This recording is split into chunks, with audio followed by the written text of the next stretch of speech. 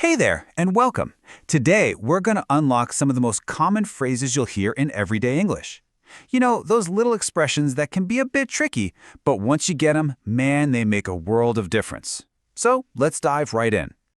So, have you ever had that moment you're listening to someone talk, maybe a friend or someone in a movie, and you know every single word they're saying, but the actual meaning just isn't clicking? It's a super common feeling, so if that sounds like you, you are definitely in the right place. Well, that confusion usually comes down to one simple thing. So much of spoken English is packed with phrases that you're just not supposed to take literally. Context is everything. And that's exactly what we're going to do right now. We'll break down some common examples one by one and look at them in situations where you'd actually hear them.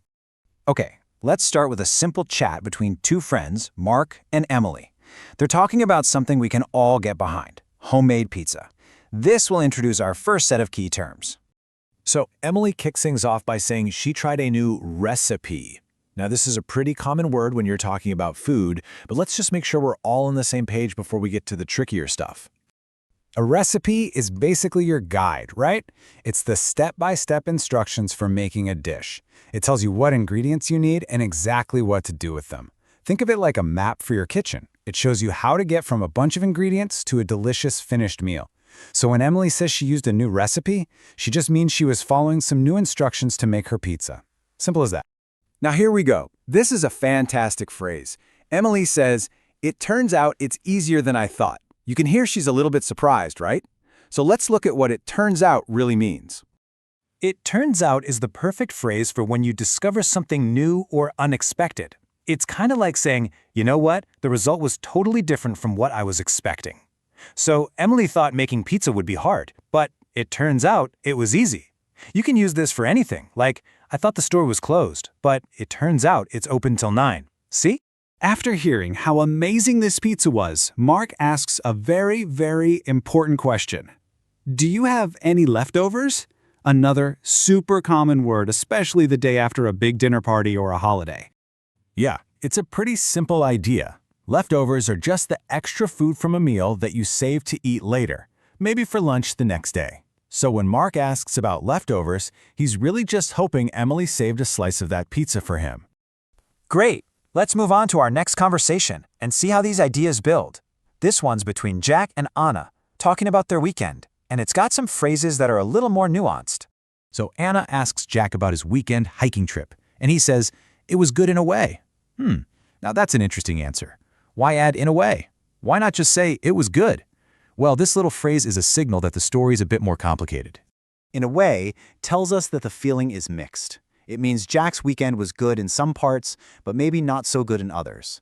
It lets you know there's more to the story, that it wasn't 100% perfect. In this case, yeah, he enjoyed being outdoors, but it also rained. And here's the other side of his mixed feelings. After he mentions the rain, Jack adds, "It was nice to be in nature, though."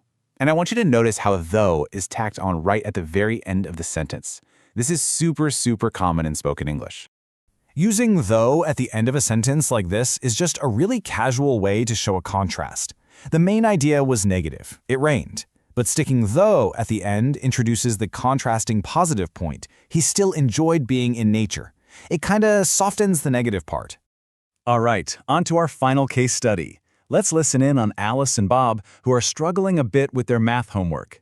This conversation is packed with two classic idioms you'll hear all the time. So Bob is totally confused by the homework, and he says, "I couldn't make head or tail of it."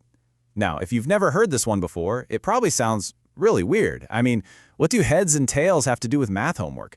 Let's break it down. Literally, it's just nonsense. But what it really means is that he couldn't understand any part of it. Not the beginning, not the end. He was just completely lost. It's a very colorful way to say, "I don't get it at all." So in response, Alice suggests they study together. And to back up her idea, she uses another famous saying, "Two heads are better than one." And the meaning of this one is pretty straightforward. It's an old proverb that just means collaboration is powerful.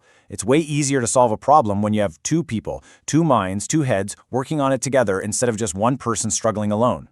And there you have it. In just a few minutes, we've broken down some incredibly useful phrases. Let's do a quick recap of everything you can now add to your English toolkit. So, we've filled up our toolkit, right? We started with useful words like recipe and leftovers. We learned how to share a surprise with "it turns out," and how to talk about mixed feelings using "in a way" and "though." And finally, we grabbed 2 fantastic idioms for when you're confused, couldn't make head or tail of it, and for when you need to team up. 2 heads are better than 1. And here's why this is so important. Learning phrases like these is your secret weapon. Seriously. It's what takes your English from just being okay, just being understood, to sounding truly natural and fluent. It helps you get the real meaning behind what people are actually saying. And that brings us to the end. But of course, the learning never really stops. As you go about your week, I want you to think about this. What's a common phrase you hear people use, but you're still not quite sure what it means? Keep your ears open. You'll be amazed at what you discover. Thanks for listening.